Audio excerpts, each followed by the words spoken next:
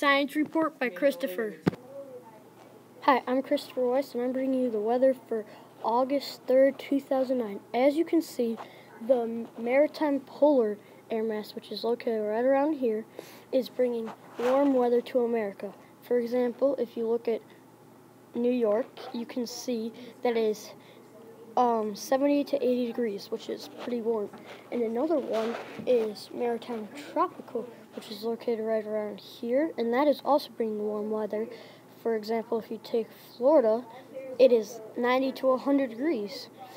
And another one is Maritime Polar, which is located up here, and that air mass is also bringing warm weather. For example, if you look at Washington, it is 80 to 100 degrees.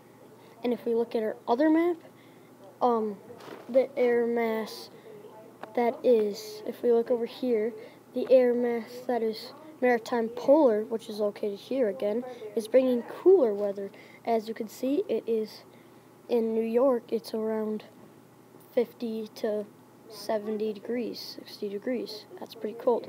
And if you look at the Maritime Tropical, which is like located around here, that is also bringing colder weather because this is only 70 to 80 degrees and it's Florida. And if we look at the Maritime Polar, which is right around here, it is bringing cooler weather too, because if you look at Washington, for example, it is only 50 to 70 degrees. Let's look at fronts. This right here is a cold front. A cold front is a rapidly moving cold, dense air mass, and when it runs into a slow-moving, warm air mass, the less dense one, the colder air slides under the lighter air, and this will bring abrupt weather changes, including weather storms.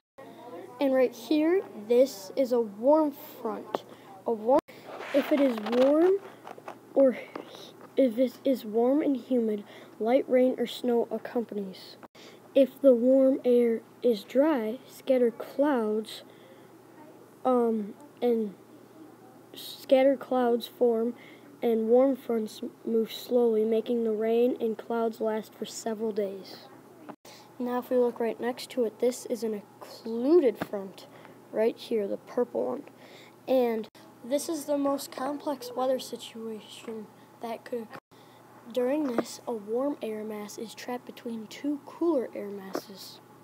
The two cooler air masses meet and push the warmer air up. This will bring the temperature near the ground. It will be a lot cooler, and it cuts off the warm air mass.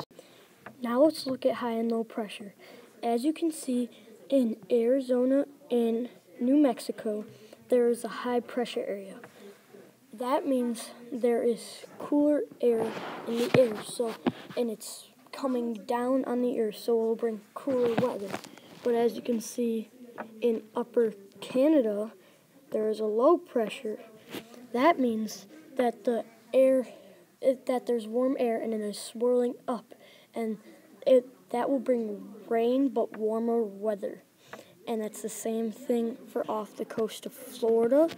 There will be cooler weather because the cooler air is swirling down and coming down on them.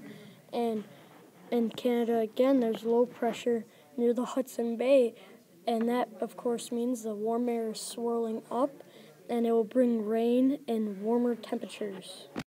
Now let's look at precipitation. As you can see, there's a lot of rain on the East Coast, and if you remember, there was an occluded front located right around here, and a warm front located right here. And that means that when cold and warm air meet, and occluded fronts and warm fronts, it means that makes a lot of rain. And there was also a high front located right about here, which obviously makes some rain in there for Florida and stuff like that. And there was another high pressure one right here, which causes some rain too. And as you can see, or if you remember, there's a cold front located right about here.